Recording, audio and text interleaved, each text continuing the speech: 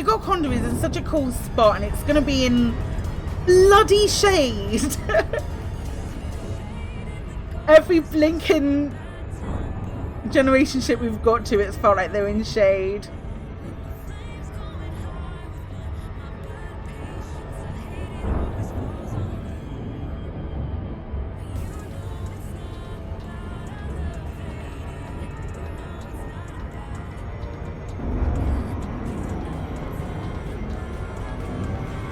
I am probably going to loop it.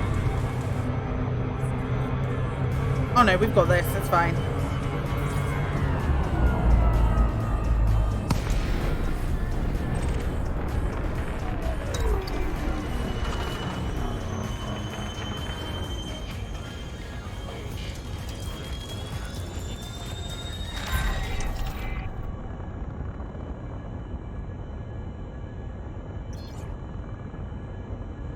There's no record as how many generation ships were launched. You have an idea of how many have been found versus one still missing.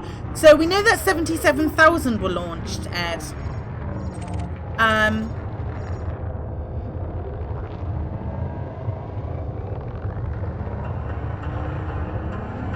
So, but a lot of them reached their destinations.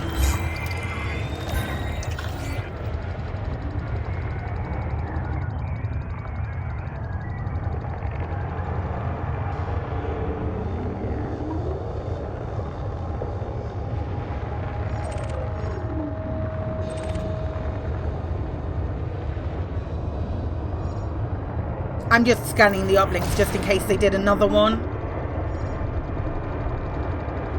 How do we know that? Because of all the settlements that are out there in Crypt. And because of all the already terraformed planets. And the inhabited systems. That's how we know.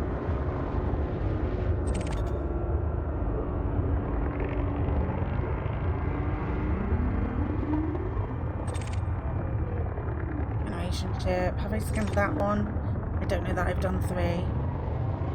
The moment you come back to the computer, remember you went AFK in Super Cruise and are now 1.5 million light seconds from your destination. Oh, that's a nap and a half.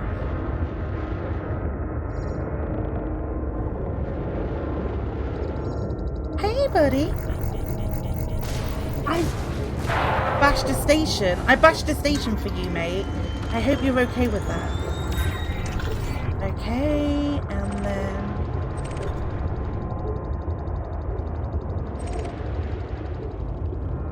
that's the one we just hit up.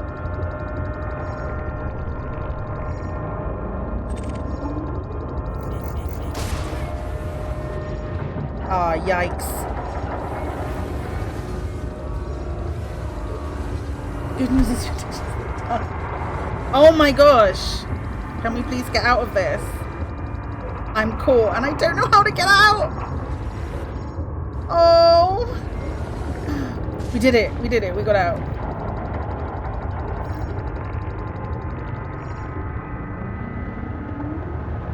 Catch you later, Commander Yeffy. Thanks for stopping by, lovely. And we also, with this one, have stuff over here. Oh, that's just the agricultural installation that's nearby, if memory serves.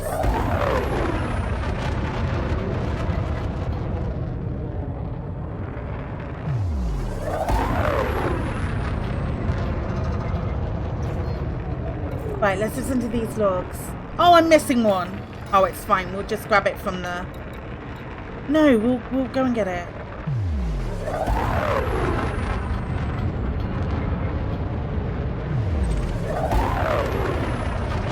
We'll listen to the first log while we're searching for the next. No, I want to read them.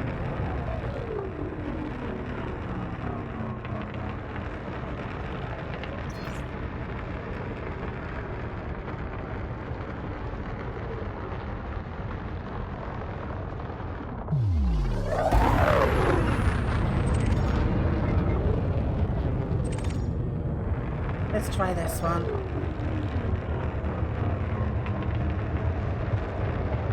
You doubt the phrase that all outposts got founded by generation ships. I'm not saying necessarily that all of them did, because it's a lot more than 70,000 like outposts and inhabited planets, and this one we've already done. We definitely did the one at the top. But there was certainly enough out there to assume that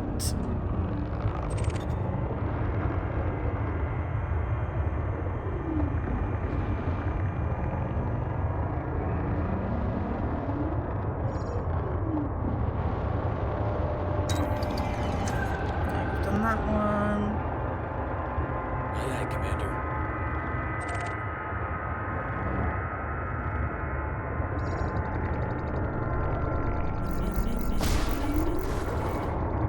I hate everything about this right now.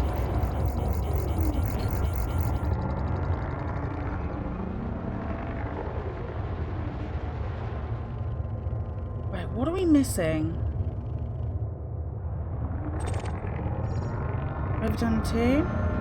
This is the very last one. Salty. There we go. Okay.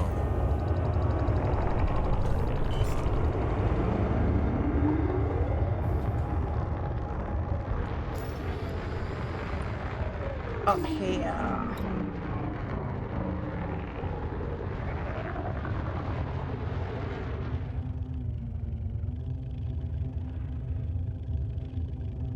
Okie dokie.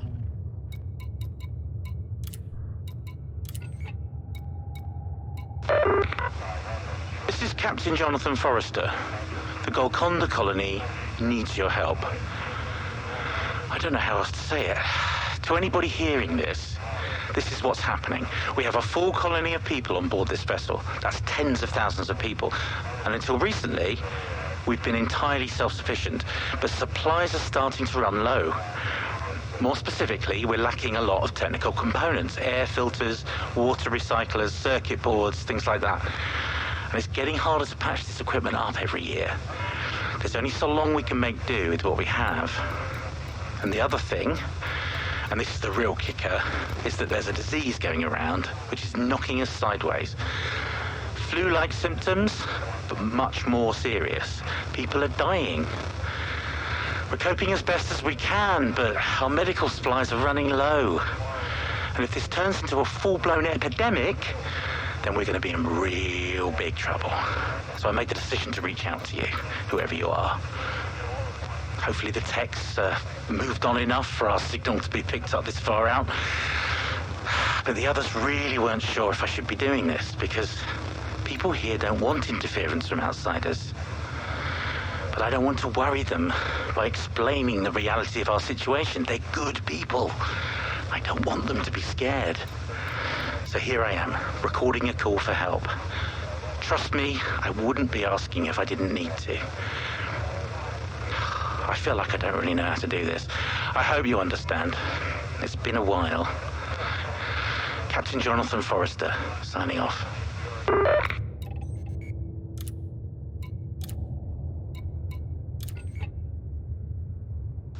This is Dr. Shay Tandis. Captain Forrester has asked me to summarize the situation on board the Golconda, particularly in regards to a recent outbreak of disease. I must preface this by saying that any attempt to summarize the situation feels inadequate. There is so much to say about the symptoms, the development of our detection methods, and existing treatment philosophies.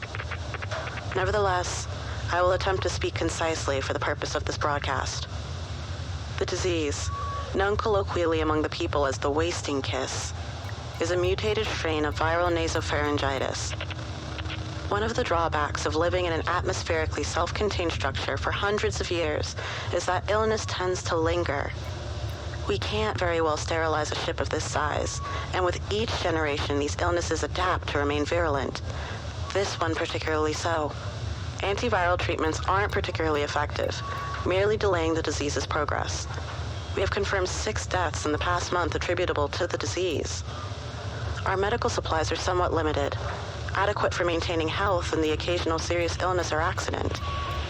In the event of a full outbreak, with hundreds of patients requiring treatment, we may be forced to resort to measures such as full quarantine and isolation. When the captain first suggested opening communication with outsiders, I must confess to a certain hesitation. On reflection, it would seem the logical decision for the well-being of the crew. One can only imagine what pharmaceutical advancements have been made over the last millennia. The possibilities are fascinating.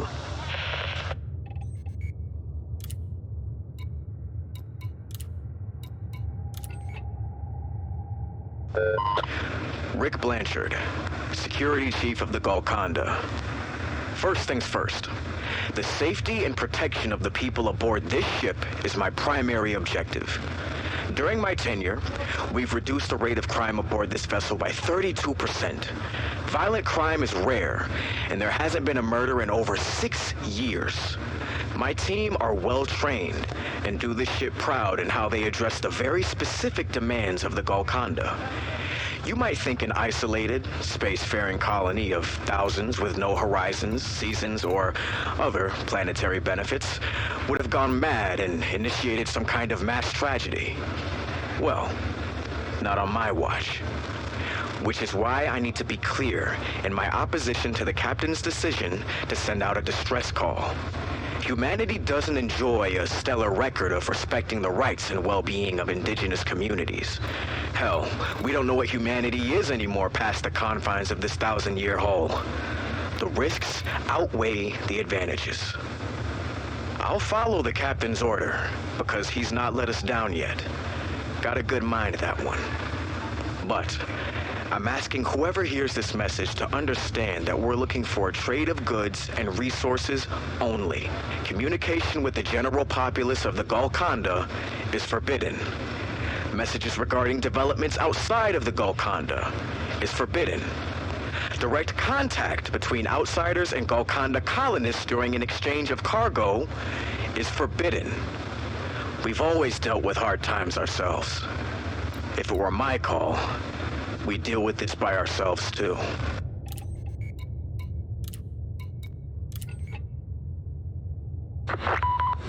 This is Erin Gray of the Golconda. It's my responsibility as custodian to manage the needs of our people and ensure that everyone is fairly represented. I'm recording this message to satisfy the curiosity of anyone who may respond to our distress signal, I suppose. Truth be told, I'm not sure what to say. We're more than just a colony, you see. We're a family. Whenever a challenge is put in front of us, we resolve it together. When success is achieved, we celebrate collectively. We have... It's hard to put into words. Our ancestors chose to remain on this vessel centuries ago and leave our original destination behind. They did so because they had grown to love what they had achieved. Logs from that period show their anxiety at the prospect of leaving the Golconda. The generation ships were designed to keep colonists healthy, happy, and entertained, and somewhere in our journey, we came to feel loved, too. And yet, all things must come to an end. Sickness is rife and supplies are low. After so long fending for ourselves, the time has come to seek assistance from a civilization we no longer know. The captain believes that humanity has a heart and will come to our aid. If you're listening to this message, we're probably going to find out if he's right soon enough. The star of the system? Galaxy map? Displaying star map. An M? Is that what you wanted to know? Does explain why that's important.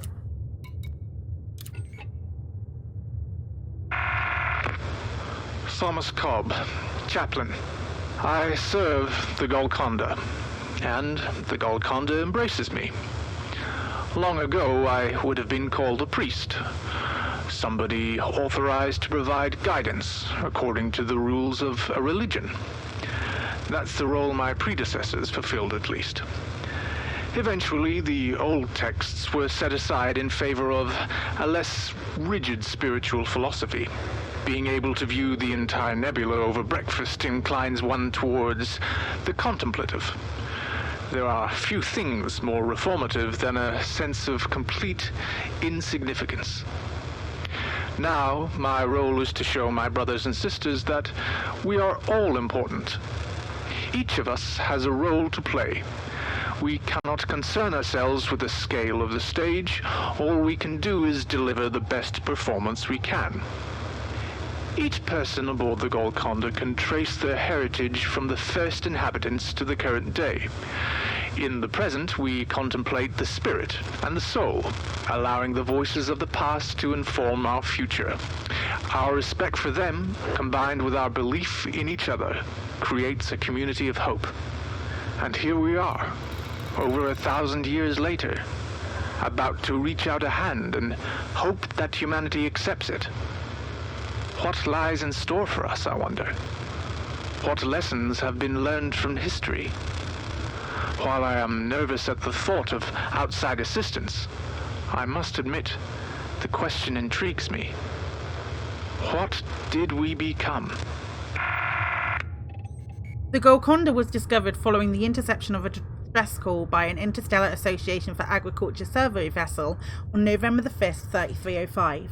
It is located in Eupeniclus, orbiting planet Eupeniclus B3 and only 30 kilometers away from the outpost Forester's Choice. Unlike previous documented generation ships, the Golconda was found both functional and with a living crew and colonists. Centuries ago, the Golconda safely arrived at its intended destination, but the passengers elected to remain on board and continue journeying through space indefinitely due to concerns about living outside the vessel. As time went on, the colonists developed a unique culture and religion centered on a reverence for the Golconda as a kind of benevolent caretaker. They also maintained a policy of strict isolationism for their own protection.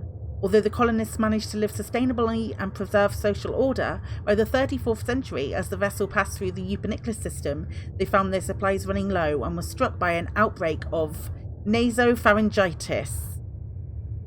Captain Jonathan Forrester reluctantly decided to break the Golconda's radio silence and issue a distress call in the hopes that the human civilization they had been separated from for over 1,000 years would lend them aid. The discovery of the Golconda prompted the organisation of an interstellar initiative of the same name that resulted in the vessel's population choosing to migrate to a new orbital outpost built for them in Eupeniclus named Forester's Choice, and accepting status as a federal partner state with full autonomy. The Golconda itself was moved from its discovery site in interplanetary space to a close orbit of Eupeniclus B3 next to its colonist new home. So there was a CG, or an interstellar initiative, and we could either deliver for the Feds or we could deliver for the Empire. And the Empire, I think, were they leaving them on their ship? Well, no, they wanted to have them have a planetary base. They wanted to give them a planetary base, and the Feds wanted to give them this base, this Forester's Hope. I did stuff for, I think I edged my bets and did stuff for both because I really wanted the decal. But my opinion was that this was the way forward. But this was the best opportunity, was giving them this. And so because the Federation side CG was finished first, a lot of folks were missed that we had to force the choice of Fed versus Empire. I remember it well. Do I think there's more out there? I absolutely do. I think they will, because we can't find them when they're not in within systems, basically, because we can't see them when they're traveling between systems. By law, it gives them a good opportunity to bring more into the game. I don't think we're going to find 70,000. I think some of the 70,000 are certainly the planets. But yeah, see, we can land in this outpost right next to it, Forester's Choice, and then this. It's a beautiful spot. It's honestly a beautiful, beautiful spot. I highly recommend, if you visit any of them, come and visit the Golconda, because it's really cool. It's really, really cool.